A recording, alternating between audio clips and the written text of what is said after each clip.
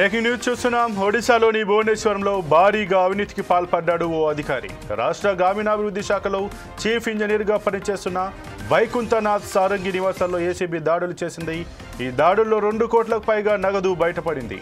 ఒడిశాలోని అంగుల్, భువనేశ్వర్, పిప్లీలోని 7 ప్రదేశాలలో ఏకకాలంలో జరిపిన దాడుల్లో విజిలెన్స్ విభాగం దాదాపు 2.1 కోట్ల నగదును స్వాధీనం చేసుకుంది. అయితే విజిలెన్స్ అధికారులు వచ్చేసరికి సారంగి తన ఫ్లాట్ కిటికీలోంచి బయటకు విసిరి నగదు కట్టలను పారవేసేందుకు ప్రయత్నించాడు. వెంటనే అతన్ని అదుపులోకి తీసుకుని ఆ నోట్ల కట్టలను అధికారులు స్వాధీనం చేసుకున్నారు.